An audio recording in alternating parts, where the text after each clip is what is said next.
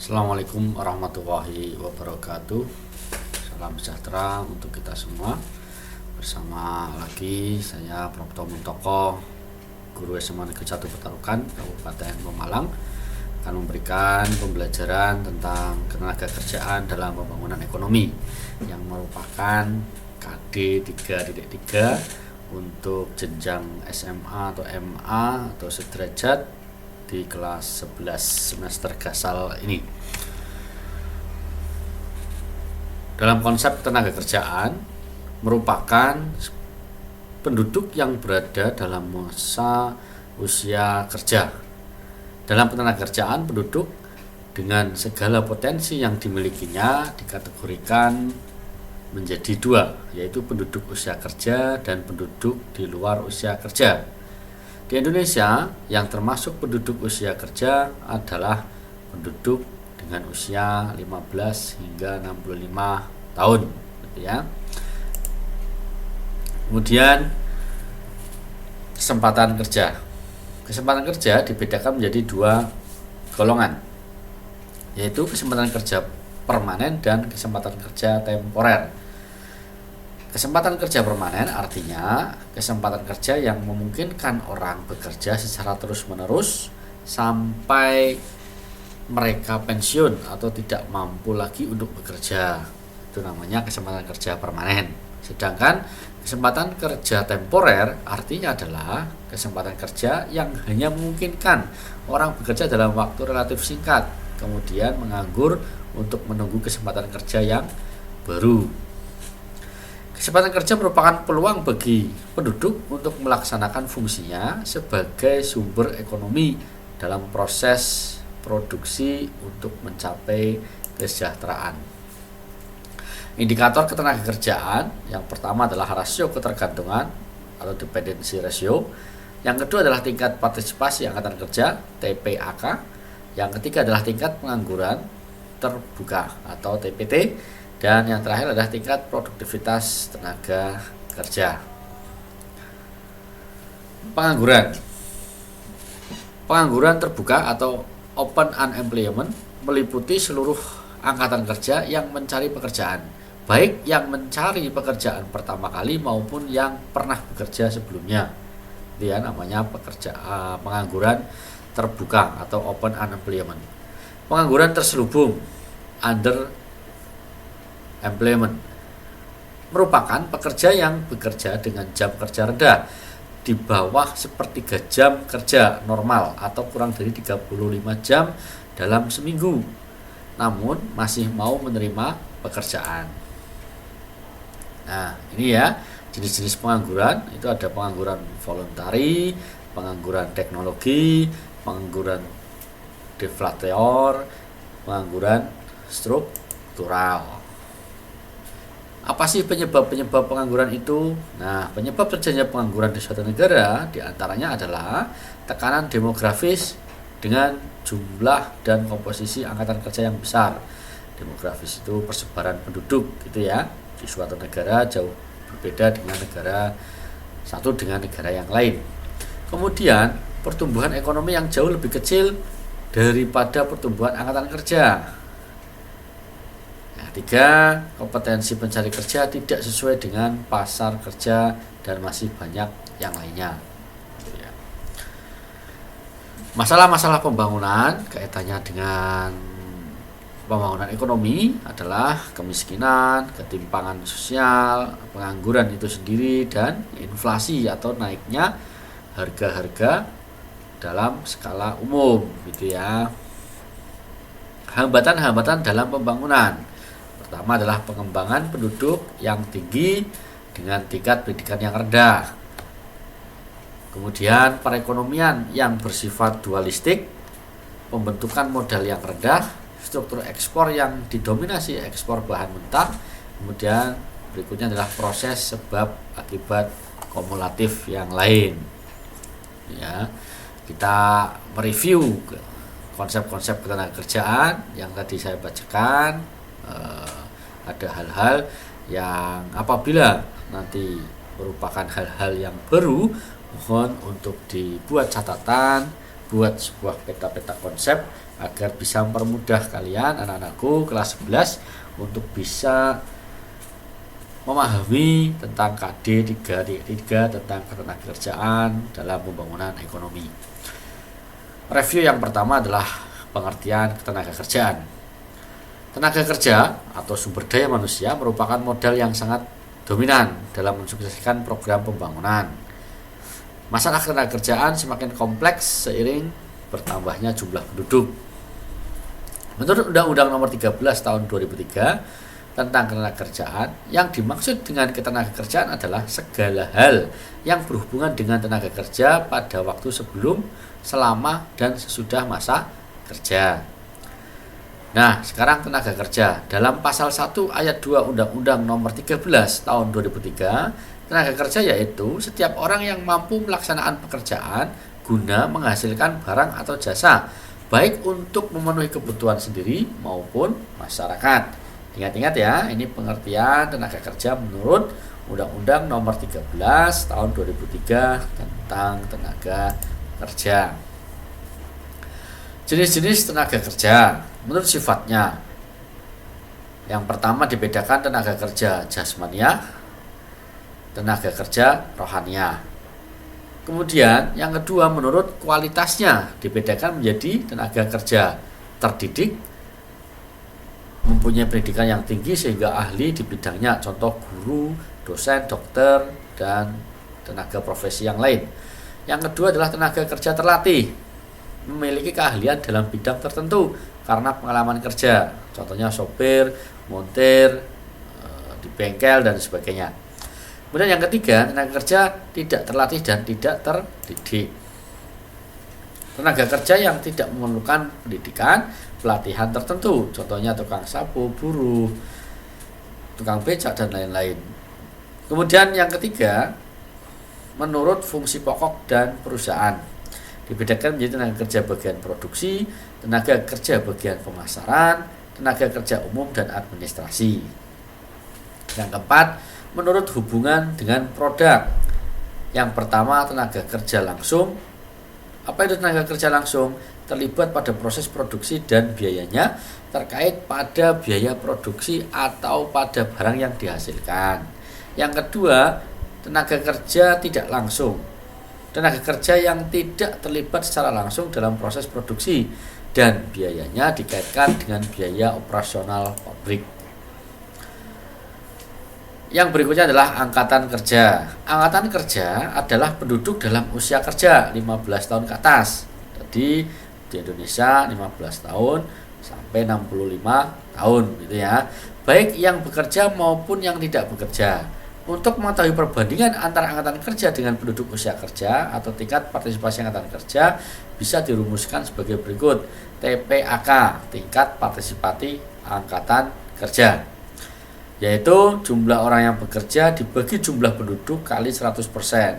Adapun untuk mengetahui ketergantungan dependency ratio atau DR, digunakan rumus DR sama dengan penduduk di luar usia kerja dibagi penduduk usia kerja kali 100%. Semakin tinggi dependency ratio, semakin besar tanggungan penduduk produktif. Berikutnya adalah kesempatan kerja. Tadi diingat bahwa kesempatan kerja merupakan suatu keadaan yang menggambarkan tersedianya lapangan kerja yang siap diisi oleh pencari kerja. Kesempatan kerja di Indonesia dijamin pada pasal 27 ayat 2 Undang-Undang Dasar 1945 yang berbunyi tiap-tiap warga negara berhak atas pekerjaan dan penghidupan yang layak. Gitu ya.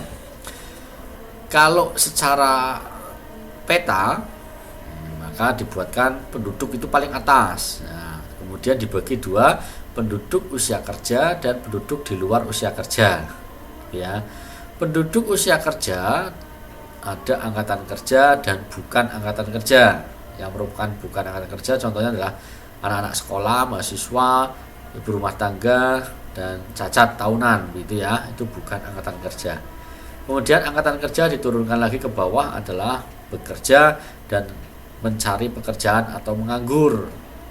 Ada perbedaan definisi atau jenis-jenis pengangguran ya. Ada skill, voluntary, ada teknologi, ada minimum, ada struktural dan friksional. Kemudian bekerja penuh dan setengah menganggur. Itu dibagi menjadi bekerja penuh dan setengah menganggur. Kemudian untuk penduduk di luar usia kerja itu di bawah usia kerja dan di atas usia kerja. Berarti 0 sampai 15 tahun ya. Kalau di atas kerja berarti 65 ke atas gitu. Ya, bisa dilihat ada penduduk suatu negara dapat menjadi dua kelompok, tenaga kerja dan bukan tenaga kerja. Kemudian tenaga kerja dibagi menjadi dua kelompok lagi, angkatan kerja dan bukan angkatan kerja. Angkatan kerja dibagi menjadi dua kelompok lagi, pekerja atau employment dan pengangguran atau unemployment. Ya, sesuai dengan peta konsep tadi. Kemudian pekerja juga dibagi menjadi dua, pekerja penuh atau full employment atau setengah menganggur ya. Kemudian kita masuk kepada sistem upah. Upah buruh adalah pendapatan yang diterima buruh dalam bentuk uang yang mencakup bukan hanya komponen upah atau gaji, tetapi juga lembur dan tunjangan-tunjangan yang diterima secara rutin atau reguler. Yang kedua, upah pekerja dan kebutuhan fisik minimum. Maksudnya adalah bahwa penetapan tingkat upah dan gaji bagi pekerja merupakan kebijakan yang sangat penting untuk meningkatkan taraf hidup pekerja dan keluarganya. Produktivitas tenaga kerja adalah nilai output atau hasil produksi yang dikerjakan oleh sejumlah tenaga kerja. Kemudian upah minimal atau upah real, upah nominal gitu ya. Kemudian kita ada beberapa bagian lagi upah atau pendapatan nominal, yaitu jumlah upah yang diterima buruh dalam bentuk uang atau upah nominal dapat diartikan menjadi upah yang diterima buruh sebagai balas jasa atas pekerjaan yang telah dilakukan, namanya upah nominal. Sedangkan upah real atau pendapatan real yaitu jumlah barang atau jasa yang dapat dibeli dengan upah nominal. Upah real menggambarkan daya beli dari pendapatan atau upah yang diterima buruh. Upah real dihitung dari besarnya upah nominal dibagi dengan indeks harga konsumen atau IHK. Ya. Di Indonesia, sistem upah diberlakukan dengan menggunakan dasar upah minimum regional atau UMR atau upah minimum provinsi atau UMP. Artinya pengusaha harus memberi upah tenaga kerja minimal sebesar UMR atau UMP tersebut. Macam-macam pemberian upah antara lain. Yang pertama, upah waktu atau jangka. Artinya upah dihitung berdasarkan lamanya bekerja per jam, per hari, per minggu atau per bulan. Berikutnya adalah yang kedua, upah borongan. Artinya upah dihitung berdasarkan kesepakatan bersama untuk menyelesaikan suatu proyek tertentu. Yang ketiga, upah satuan. Artinya upah dihitung berdasarkan banyaknya barang yang dihasilkan. Yang keempat, upah skala berubah. Artinya upah buruh bergantung hasil penjualan perusahaan dengan terlebih dahulu ditentukan upah minimumnya. Upah indeks, artinya upah ditentukan oleh indeks hidup buruh dan keluarganya. Yang keenam, upah partisipasi, artinya buruh mendapatkan upah tertentu dan bagian laba. Yang ketujuh, upah co-partnership, artinya buruh mendapat upah tertentu dan bagian laba berupa saham. Itu ya. Nah, kita mereview tentang pengangguran dan jenis-jenis pengangguran. Itu ya. Apa itu pengangguran? Tadi sudah diingatkan di slide yang atas bahwa penduduk yang tidak bekerja tetapi sedang mencari pekerjaan atau siap untuk bekerja itu disebut pengangguran. Macam-macam pengangguran. Berdasarkan faktor penyebab terjadinya pengangguran, ada pengangguran siklis atau konjungtur. Artinya, pengangguran yang terjadi karena menurunnya kegiatan perekonomian, ada resesi atau kelesuan ekonomi, ya banyak PHK dan sebagainya. Itu namanya pengangguran siklis atau konjungtur. Ingat-ingat ya. Biasanya nanti dalam konsep soalnya diberikan ilustrasi soal ketika ada pertanyaan bahwa Bapak Andi di PHK atau tidak bekerja lagi di PT-nya semula karena ada resesi atau pengurangan produksi dari perusahaannya. Disebut apakah pengangguran Bapak Andi? Nah, berarti Pak Andi termasuk pengangguran siklis atau konjungtur, gitu ya. Yang kedua, pengangguran struktural merupakan pengangguran yang terjadi karena perubahan struktur komposisi perekonomian. Perubahan struktur memerlukan keterampilan yang baru. Contohnya biasanya dari sektor pertanian ke industri, gitu ya.